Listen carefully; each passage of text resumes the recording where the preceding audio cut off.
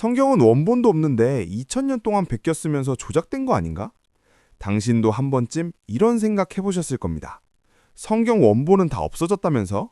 그럼 지금 우리가 읽는 성경은 결국 사람 손을 수없이 거치며 바뀐 것 아닌가? 처음엔 한 문장이었는데 수백 년 지나며 교회가 자기 입맛대로 덧칠한 것 아닌가? 이 질문 아주 정상입니다. 오히려 이런 질문도 없이 그냥 믿습니다라고 말하는 쪽이 더 위험할 수 있습니다. 왜냐하면 진짜 믿음은 질문을 피해서 생기는 것이 아니라 질문을 끝까지 밀어붙였을 때 남는 진실 위에 서기 때문입니다. 그리고 오늘 결론부터 말하겠습니다. 성경은 원본이 없으니 믿을 수 없는 책이 아닙니다. 오히려 반대입니다. 원본은 없어졌지만 남아있는 사본이 너무 많고 너무 이르고 너무 넓게 퍼져 있어서 어디서 어떤 차이가 생겼는지 추적할 수 있는 책입니다. 독일 민스터 대학의 INTF는 신약에 알려진 그리스어 사본들을 등록 목록화하고 있고 에디티오 크리티카 마이오는 이 전체 전승과 초기 번역들, 교부 인용까지 함께 검토해 초기 본문을 재구성하려고 합니다. INTF는 오늘 알려진 그리스어 신약 사본이 5,500개 이상이라고 설명합니다. 이 말은 무슨 뜻일까요? 많은 사람들이 성경 전승을 전화게임이라고 말합니다. 한 사람이 옆 사람 귀에 속삭이고 그 사람이 또 다음 사람에게 속삭이고 마지막에 가면 완전히 다른 말이 된다는 그 게임 말입니다. 그런데 성경은 전화게임이 아닙니다. 전화게임은 한 줄입니다. 중간에 틀리면 끝입니다. 검증할 방법이 없습니다. 하지만 성경 사본 전승은 한 줄이 아니라 수천 개의 병렬 증언입니다. 여러 지역에서 여러 시대에 서로 다른 필사전통 속에서 수많은 사본이 동시에 남았습니다. 쉽게 말해 한 사람이 한 사람에게 몰래 전달한 소문이 아니라 같은 원문을 기준으로 수많은 복사본이 여러 도시로 흩어진 구조입니다. 그래서 어느 한 집단이 뒤에서 몰래 바꾸려 해도 다른 지역 사본들과 비교하면 바로 흔적이 드러납니다. 즉, 사본이 많다는 것은 혼란의 증거가 아니라 오히려 검증 가능성의 증거입니다. INTF는 알려진 사본 전체를 기록, 목록화했고 초기 번역본과 고대 기독교 저자들의 인용문까지 함께 살펴 본문 역사를 재구성합니다. 또 NTBMR은 이 거대한 자료를 실제 연구에 사용할 수 있도록 공개 저장소 역할을 합니다. 이쯤 되면 이렇게 반박할 수 있습니다. 사본이 많으면 뭐합니까? 많은 만큼 오류도 많다는 뜻 아닌가요? 맞습니다. 사본이 많으면 차이도 많아집니다. 그런데 여기서 중요한 것은 차이의 숫자보다 차이의 성격입니다. 데니얼 월러스는 신약 본문 비평 입문 강의에서 대다수 변이는 철자 차이, 어순 차이, 관사 유무 같은 종류라고 설명합니다.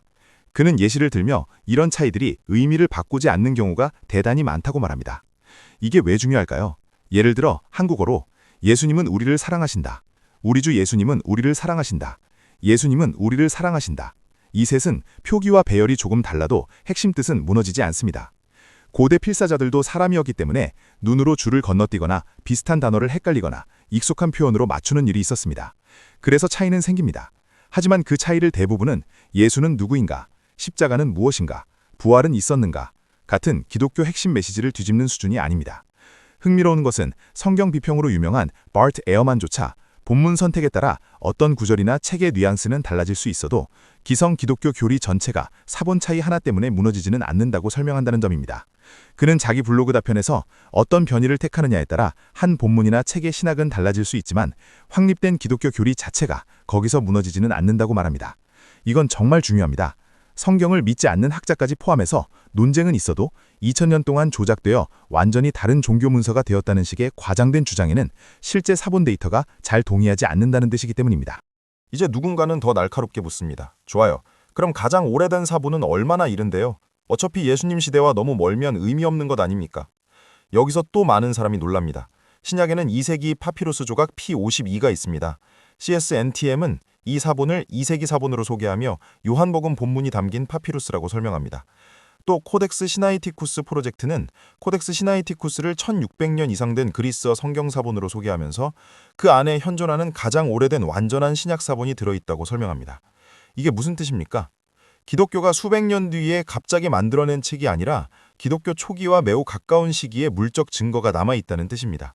물론 조각은 조각이고 완전본은 더 듣습니다. 그런데 중요한 건 증거가 전혀 없는 공백 상태가 아니라는 점입니다. 초기 파피루스 조각, 이후의 대형 사본, 여러 지역 전승, 번역본, 교부 인용이 함께 얽혀 있어서 본문 역사를 추적할 수 있습니다. 구약은 더 극적입니다. 한때 사람들은 이렇게 생각했습니다. 구약 히브리어 성경의 완전한 사본이 중세 자료 중심이면 그 전 1000년 동안 많이 바뀌었겠지. 그런데 사회 사본이 발견되면서 상황이 바뀌었습니다. 이스라엘 측 디지털 사회 사본 자료는 사회 사본이 현존하는 가장 오래된 성경 사본들을 포함한다고 설명합니다. 브리테니커도 사회 사본에 성경 본문들이 포함되어 있고 히브리 성경 전통 연구의 결정적인 자료라고 설명합니다. 특히 유명한 것이 대이사야 사본입니다. 이스라엘 박물관 디지털 자료는 이 사본의 본문이 중세 마소라 본문 계열과 전반적으로 일치한다고 설명합니다. 브리테니카 역시 이사야 사본의 마소라 본문과의 차이를 언급하면서도 그 차이들 가운데 상당수는 정서법, 문법, 해석적 조정 성격이며 진짜 의미 있는 변이는 소수라고 설명합니다. 이건 엄청난 일입니다. 왜냐하면 회의로는 보통 이렇게 말하기 때문입니다. 원본이 사라졌다. 그러니 중간에 마음대로 바뀌었을 것이다. 그러니 지금 성경은 믿을 수 없다. 하지만 사회사본은 이렇게 말합니다. 아니다. 1000년 가까이 더 오래된 본문을 꺼내 비교해보니 예상보다 훨씬 강한 연속성이 보인다. 물론 차이는 있습니다. 성경학자는 그 차이를 숨기지 않습니다. 오히려 공개합니다. 현대 성경 각주를 보십시오. 어떤 구절은 다른 고대 사본에는 없음, 어떤 구절은 다른 사본에는 이렇게 기록됨, 이렇게 적혀 있습니다. 이게 무엇입니까? 숨겨진 조작의 증거입니까? 아니면 공개 검증 시스템의 증거입니까? 진짜 조작이라면 문제가 되는 본문은 숨겼을 것입니다. 하지만 실제 본문 비평은 의심되는 구절을 독자 앞에 꺼내놓고 어떤 사본이 어떻게 읽는지 보여집니다. 즉, 성경은 문제가 없다고 우기는 책이 아니라 문제를 추적하고 비교하고 공개하는 전통 속에서 읽히는 책입니다. 여기서 이제 질문은 바뀌어야 합니다. 성경에는 사본 차이가 있는가? 네, 있습니다. 필사자가 실수한 적 있는가? 네, 있습니다. 후대 덧붙임으로 강하게 의심되는 본문도 있는가? 네, 있습니다. 그런데 진짜 질문은 이것입니다. 그래서 성경이 완전히 다른 책이 되었는가? 아니요. 현재 확보된 자료는 그 주장에 동의하지 않습니다. 자, 여기까지 오면 문제는 더 이상 사본학만이 아닙니다. 이제 당신 마음의 더 깊은 층으로 내려가야 합니다. 정말로 당신이 예수를 거부하는 이유가 사본 차이 때문입니까? 정말로 그게 마지막 이유입니까? 아니면 사본 문제는 내가 하나님 앞에 무릎 꿇지 않기 위해 붙들고 있는 가장 그럴듯한 방패일 뿐입니까? 생각해 보십시오. 만약 성경이 정말 전혀 검증할 수 없는 책이었다면 당신은 안심했을 것입니다. 그런데 문제는 반대입니다. 사람들이 2000년 동안 이 책을 읽고 베끼고 비교하고 싸우고 연구했는데도 핵심 메시지가 사라지지 않았습니다. 그 메시지는 매우 불편합니다. 성경은 말합니다. 당신이 단지 정보가 부족한 사람이 아니라 하나님 없이도 내 인생의 왕으로 살 수 있다고 믿는 죄인이라고. 성경은 말합니다. 문제의 핵심은 지식 부족만이 아니라 하나님을 밀어내고 내가 주인 되려는 반역이라고. 그래서 사람은 단순히 지적 설명만으로는 구원받지 못합니다. 더 많은 정보만으로는 충분하지 않습니다. 왜냐하면 무너져야 할 것은 단지 무지가 아니라 교만이기 때문입니다. 그런데 바로 그 지점에서 복음이 들어옵니다. 기독교의 핵심은 네가 완벽하게 이해해야만 구원받는다가 아닙니다. 핵심은 이것입니다. 당신이 죄로 하나님과 끊어졌는데 하나님께서 당신을 버리지 않으시고 예수 그리스도를 보내셨다는 것입니다. 예수는 단지 좋은 스승이 아닙니다. 도덕 선생이 아닙니다. 후대 교회가 만든 전설 속 인물도 아닙니다. 그분은 죄인 대신 십자가를 지신 구원자입니다. 이사야는 오래전에 이렇게 말했습니다. 그가 찔림은 우리의 허물 때문이라고. 복음서는 말합니다. 그 예언의 방향이 예수께로 모였다고. 사도들은 말합니다. 그분이 죽으시고 장사되시고 다시 살아나셨다고. 그리고 교회는 그 메시지를 2000년 동안 단순한 종교 감정이 아니라 문서, 설교, 예배, 순교, 사본 전승 속에 남겼습니다. 그러니 이제 당신은 선택해야 합니다.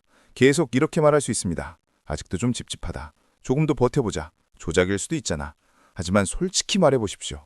그 말 뒤에 숨어있는 진짜 뜻은 혹시 이것 아닙니까? 하나님이 진짜라면 나는 더 이상 내 인생의 절대 주인이 될 수 없어서 싫다. 바로 그 지점이 본질입니다. 예수를 믿는다는 것은 지적 자살이 아닙니다. 오히려 반대입니다. 충분한 이유 앞에서 더 이상 거짓 변명으로 버티지 않는 것입니다. 성경은 말합니다. 천지는 없어질지언정 내 말은 없어지지 아니하리라.